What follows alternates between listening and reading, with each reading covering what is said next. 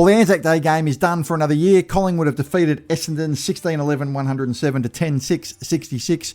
We're going to go through everything about the game right now. So if you like this channel, please continue to hit the like and subscribe buttons. It helps the YouTube algorithm. It doesn't cost a cent and it only takes 1 second to do so. Thanks very much to Felix from the Everything Essendon page for giving me a bit of a shout out on his channel. Much appreciated. I saw a bit of an uptick in my subscriber count. So if you haven't subscribed to his channel, and I'm sure you have, because let's face it, if you subscribe to mine, you're certainly subscribed to his. But if you haven't, subscribe to his channel. So the Pies have won by 41 points.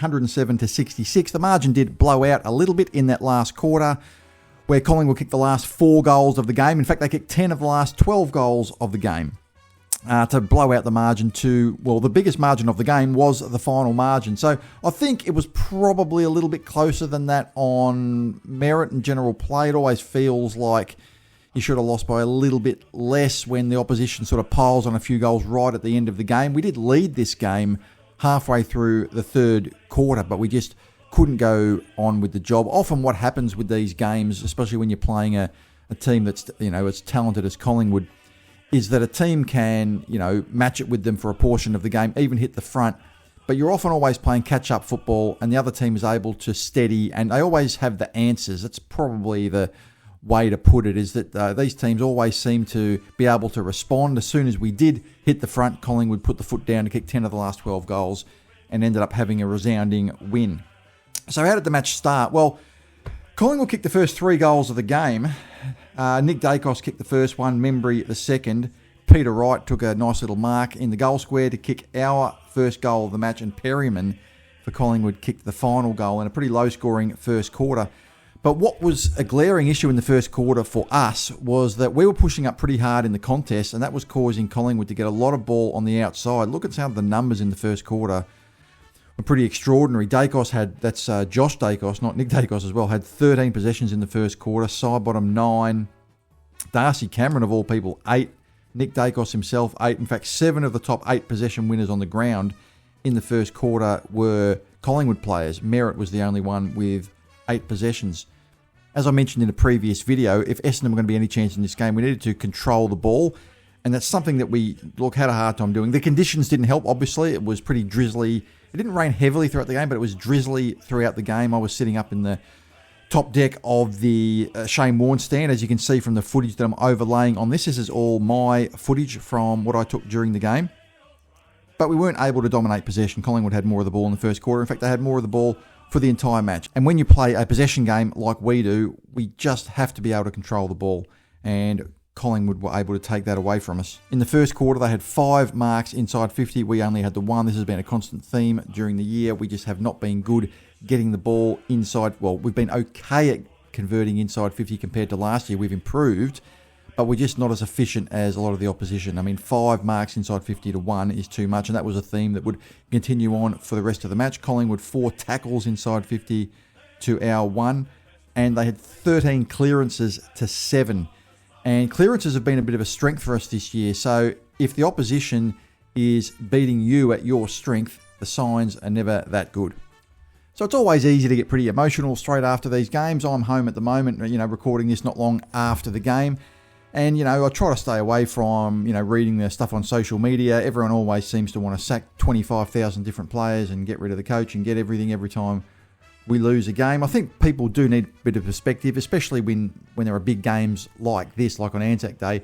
Yes, it's a big game in terms of its status, in terms of its crowd, television ratings, and the occasion. But the reality is it's worth 4 points just like every other game, and is actually no more important than any other home and away game in a practical sense. Obviously, in terms of an occasion, it's something very different indeed. But it is just worth 4 points. It's 2 hours of football as a component of 46 hours of football during the home and away season. So we're still learning quite a bit about both teams, and we learned quite a bit about Essendon in the second quarter because Collingwood kicked the first couple of goals to Elliott and Membry, but Sam Durham had a bit of a cameo in this game. Langford kicked a nice little left foot goal from running into an open goal from a turnover from Collingwood. We were able to get the ball and he was able to run onto it. And then Durham, who has been playing mainly on Nick Dacos, was able to kick 2 very nice goals and we were able to claw our way back into this game, going down at half-time by only 8 points, 6-5-41 to 5-3-33. We actually had more of the ball than Collingwood in this quarter. Collingwood possessed us in the first quarter by 17 possessions. We had 6 more possessions than Collingwood in this quarter. They continued to beat us in clearances, though. They had 13 clearances to 7 in the first quarter. They had 10 to 7 in this quarter. And it's probably something that Nick Dacos has added to his game, is that he has always been really, really good. But he's just, around the centre square, just being able to get clearances. And he seems to be one step ahead of every other player, almost like his brain's working at a different level. And there's quite a number of occasions. I don't know if they were set plays or I don't know what was going on, but he was just able to get the centre clearance. And it looked like it was a set play that Collingwood had orchestrated, where they knew exactly where he was going to be running to, which was kind of frustrating. But it was good to see Durham, who was playing on him, kick those couple of goals, which kind of mitigated Dacos' effectiveness. Dacos only had the 14 possessions at halftime, which is, for him, nothing extraordinary. But we were back in the game, 8 points down at halftime, and kicking those 4 goals in a row. Perkins kicked the last one, got us to within a couple of points. Unfortunately, Maynard kicked a late goal, and that made the margin 8 points the difference at halftime. But we were well in the game. It looked like earlier in that quarter that we were staring down a potential 10-goal loss, but we were able to work our way back into the game, and I thought a very professional manner. There was nothing really fancy about it. There was nothing really that complicated about it, but we really willed our way to get back in the game. The marks inside 50 I was talking about in the first quarter, which Collingwood led 5-1, well, we led it 4-1 in that quarter. Unfortunately, it wasn't something we were able to keep up, but at half-time it was 6-5, which is something that hasn't really been a theme for us this year. We've normally been outmarked in the forward 50 compared to the opposition. The opposition takes more marks in their forward 50 than we do, but at half-time it was 6-5, and it was a credit to the players that were able to do this, because the class still was showing. We were turning the ball over more. We'd had 37 clangers to 29. You could just tell that we weren't quite at their level. We weren't far away, despite what everyone thinks. There's not that much difference between all the teams in the AFL, really. It's just a fine margin industry where, a couple of % difference can be the difference between 5 or 6 goals on the scoreboard. But there was enough of a difference in class that you could tell that we just weren't quite able to make the most of the opportunities that we did have around the ground. Collingwood were able to score more off turnover. That's been one of their strengths, and one of their strengths has been able to prevent opposition scores off turnover. But despite all that, we're able to work our way back into the game and give ourselves a pretty good chance at half-time. So a bit of a shout out to Andrew McGrath, who does get a little bit maligned. At half-time, he'd been playing on Bobby Hill and played on Bobby Hill basically the whole game. And he'd kept Bobby Hill to nothing, to really no impact on the game whatsoever. I don't think he'd had a possession. Once the third quarter resumed, Hill was able to kick a freakish goal from the boundary line, which was about a 10% chance, shot of going in, which was sort of unfortunate because it sort of undid a lot of the good work that McGrath had done when your opponent kicks a sort of freak goal. So shout out to McGrath, who played really one of his better games, a really good shutdown game on one of Collingwood's potential match winners down there. So we opened the third quarter with goals to Caddy and Kako. It was nice to see Caddy hitting the scoreboard in this game. He hasn't hit the scoreboard much this year, but he was able to kick 2 goals, 3 actually in this game. So 5 scoring shots is pretty good from him. And Caddy actually had the 19 possessions for the match, so he was able to have a pretty good impact in a game that really wasn't suited to tall forwards. Kako as well got a goal in that third quarter. He hasn't quite hit his straps, Kako, so we hope it's not far away. He's working hard, doing all the 1%ers, all that sort of thing. I know the coaches notice that. They definitely do notice that. And he is still going to hold his place in the team, I'm sure. It won't be long before he has a big impact on the game. So those goals actually put us in front. And at that stage, we were looking pretty good until Bobby Hill kicked that incredible goal I was talking about. Jamie Elliott kicked his second goal to put them a couple of goals up. And Hobbs kicked a fantastic little goal to the city end where he just sort of won the ball out of the clearance and just slammed it on his boot in a low kick that went straight through. It was a really opportunistic goal. You don't see Hobbs kick many goals. I thought that was a really, really good moment. That closed the margin again to less than a goal. But unfortunately, Collingwood closed out the quarter with 3 consecutive goals. And that was really, in retrospect, probably the end of the match. Right? I think you sort of got in footy, I reckon you got kind of one comeback in you. You know, I don't reckon you got two comebacks in you. So once we did come back to sort of hit the front, at that point, your sort of hope in the match is that it's sort of a 50-50 game from that point on, like goal for goal, and you can sort of hold your position at least on the scoreboard. Once the opposition goes away again and asks you to come back twice, most teams in our position have got one comeback in them, but not two comebacks in them. And the reality is Collingwood at 4 goals up at three-quarter time, yeah, of course, the match wasn't over. Certainly wasn't over. But the reality is that teams in our position, or even any position, haven't usually got two comebacks in them. They've usually just got the one comeback, and we weren't really able to go with Collingwood after that. But look, at three-quarter time, we'd still put in a pretty proud effort, I thought. 4 goals the difference, but Collingwood was definitely looking the likely winners. Peter Wright did kick the first goal of the last quarter, so it actually did give us a chance, but Darcy Cameron responded soon after that. Caddy got another one after that, but it was kind of slow going from us. We weren't really looking like we were going to pile on multiple goals. It was really just workmanlike stuff. And they were able to close out the game, Collingwood, with the last 4 goals, which was, like I said earlier, was kind of unfortunate. It would have been nice if we could have at least just gone goal for goal with them in the last quarter and maybe scored 2 of the last 4 rather than Collingwood getting 4 of the last 4 and just held our position at three-quarter time for maybe a 4-goal loss. I think a 41-point loss was probably... You know, it's always a bit unfortunate when the biggest margin of the game is the final margin, but that's the way the cookie crumbles. So how do we assess this game? Because there's a couple of ways you can look at it when you are outclassed and you lose a match by not a huge margin, but by enough that you were reasonably well beaten. And just looking at the performance from some of the players, we didn't really have anyone that really dominated. I mean, Durham had a good game with 19 possessions and a couple of goals and had a nice cameo.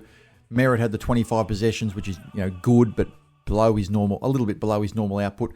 We didn't really have any player that really played an outstanding game. If you have a look at the ranking points, we only had really 2 players that scored over 100. That was Sam Durham, who scored exactly 100, and Jordan Ridley, who scored 101. Collingwood had 8 players that scored 102 or more, including several players who are over 120 with their ranking points. So how do you assess that? Well, I would actually rather, this is just my opinion, I would actually rather, if you're going to lose by 6 or 7 goals, to not have players play many outstanding games. It's probably more concerning, in my view, if you've got 4 or 5 players that play really well and you still lose by a reasonable margin, because then there are some fundamental problems with the rest of your team. What I noticed about today's game is that nobody really was outstanding, and yet we were pretty competitive. I mean, if we have a couple of outstanding performances in there, and you can't rely on individual performances, but the reality is that a couple of good individual performances can make a difference. We saw that against West Coast last week with Peter Wright kicking 6. We had no one really who had a great individual performance, and yet we were pretty competitive and led this match halfway through the third quarter. No matter who you're playing against, even if you're playing against the reigning premiers, there's normally 2 or 3 players that are, that have pretty good games. That's just the nature of AFL football. It doesn't matter if you're the bottom team or the second bottom team. There's normally a couple of players that play well. But just looking at our team this week, no one played particularly well, and yet we were able to lead during the third quarter and be pretty competitive. If you have a look at Collingwood, there was a big disproportionate impact on players that played well. Nick Dacos, Josh Dacos, Steele Sidebottom, Scott Pendlebury all had 31 possessions or more. We didn't have anyone that had more than 25. All right, so there was a huge disproportionate impact of players that play well, but after that, it kind of dropped away a little bit. It was really just those 5 or 6 players. And you could say, well, yeah, but those 5 or 6 players are better than our 5 or 6. Well, yeah, but normally you would expect, Merritt to have a really good game, and you would expect maybe Nick Martin to potentially have a 30 possession, 1 or 2 goal game, or at least every 3 or 4 weeks, something like that might happen. It was kind of unusual just looking at the output from the players, and I'm going to go through them in a minute, that no one really played that well, and yet it was still a reasonable, although still flawed, performance. And I think that does leave more room for improvement than if some of the players had played well. So if we have a look at the performance of some of the players and we just go through them, Merritt had 25 possessions, only 89 ranking points. Durham, in my opinion, was our best player, 19 possessions, 100 ranking points. Goldstein, I thought was very, very good. 38 hitouts. He's really just a war horse, isn't he, Todd Goldstein? 97 ranking points at the age of 37. Archie Roberts had 25 possessions, really solid player. Nate Caddy contributed on the scoreboard. He had the 19 possessions, but 2 goals, 5 scoring shots. That's the most scoring shots he's ever had in a game. Archie Perkins had probably a typical Archie Perkins game. 14 possessions, flashed in for a goal. I said this before. He flashes in and does something nice and doesn't do a whole lot for the rest of the game. Certainly he should be playing forward for the rest of his career. I think that's just his position. Zach Reed was okay. He had the 90 ranking points. You can't complain about that. I've always said with Zach Reed and Mackay as well to some extent, if you don't notice him, he's probably having a good game. Nick Martin is a good example of what I was talking about. Nick Martin had his worst game for the year. 17 possessions, 53 ranking points. He'll bounce back next week. No doubt about that. But yeah, this was not one of Nick Martin's best games. I thought Ridley was really good in defence. I thought Ridley was definitely our best defender. He was like a rock down there. Had 18 possessions, 101 ranking points. Redman was so-so. He had 17 possessions and 73 ranking points. Peter Wright had a reasonable game. Look, he kicked 2 goals in the wet.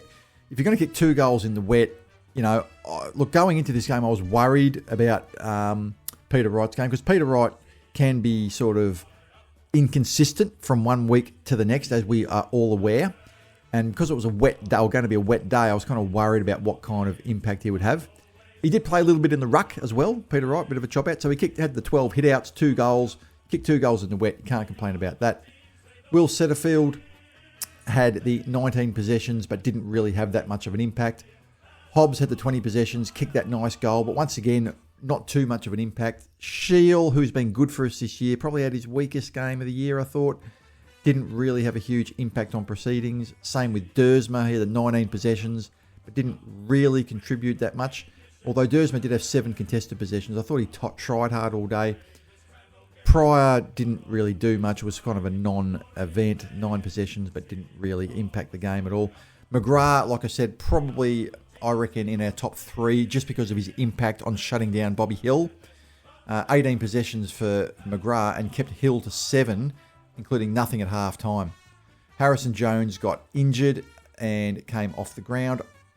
Brad Scott did say that Jones will probably be right for next week. I was one of the ones saying Jones perhaps shouldn't have played in this game. I thought he might have needed a bit of a run in the twos.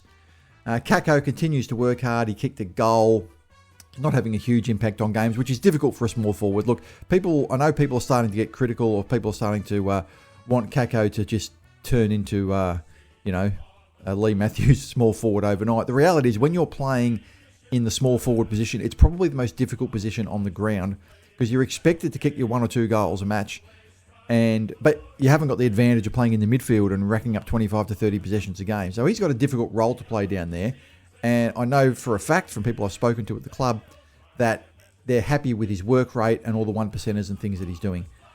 Langford, I thought, was okay. He had the 60 ranking points, 10 possessions. I thought his effort was there. He had 3 tackles, kicked a nice left foot goal. Gresham didn't really have an impact on the game. Mackay only had the 4 possessions and is struggling a little bit at the moment. I didn't notice him do anything totally catastrophic. And Menzies was the sub.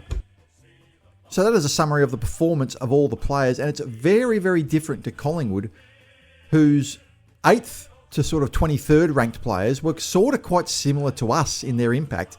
But they just had so many players that had a big impact on the game, that had huge games, huge possession numbers, ranking points. Nick Dacos, Josh Dacos, Sidebottom, Elliott with 5 goals, these sort of players. And, that was really the difference in the match, is just that they had 5 or 6 quality players play really well, and our quality players didn't play well. An interesting little side story about this game, and I only found out about this when I got home, was that the power apparently went out during the 3rd quarter from the coach's box. It affected, I'm told it affected both teams. I heard Brad Scott talking about it, that they had to communicate with mobile phones down there, which was kind of unusual, but provided, I guess, that it affected both teams equally. I suppose you can't complain, and even if you did complain about it, what's the point? What's going to happen? The AFL will just say, oh, well, someone left a cable somewhere, and, what are you going to do about it? It's one of those things that is going to be pretty rare. So anyway, having a look at some of the stats from the game, Collingwood had 26 more disposals. That was an area that we needed to, I think, win in if we were going to win the game. 154 handballs. I remember I was saying in a video earlier that we need to turn this into more of a kicking game than a handball game, given that Collingwood moved the ball quickly by hand and they moved the ball slowly by foot. We weren't able to do that. Collingwood had 16 more inside 50s, 59 to 43. Their disposal efficiency was a little bit better than us. They had 48 clearances to 34, which is probably the main stat I would take out of this game, given that it's been one of our strengths this year. The fact that we lost one of our strengths by such a significant margin. In fact, stoppage clearances, Collingwood led that 32 to 21.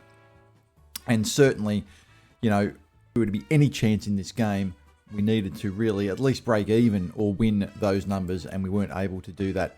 Collingwood had 37 more uncontested possessions than us. Remember, we were the number one uncontested possession team in the AFL. We get more of the ball than anyone else. And they had 37 more uncontested possessions than we do, so they controlled more of the game.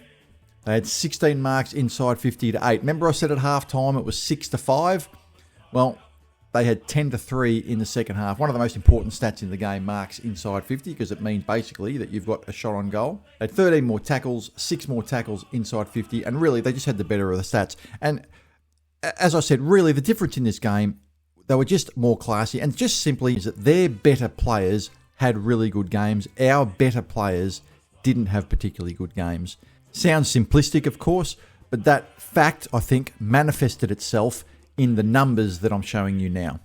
So an important game next week against North Melbourne, guys. Our season could go in one of two ways, depending on how we go in that match. We could spiral out of control if we lose it, or we could continue to improve if we win it. I think that's a really important game. So I'll leave it at that. Let me know in the comments if you agree with my assessment of this match. Maybe I've got it wrong. Let me know the things that I've missed. Let me know if you agree or disagree with the things that I've said. I'd like to know. I try to respond to every comment. Have a great day, everybody. And as always, go Bombers.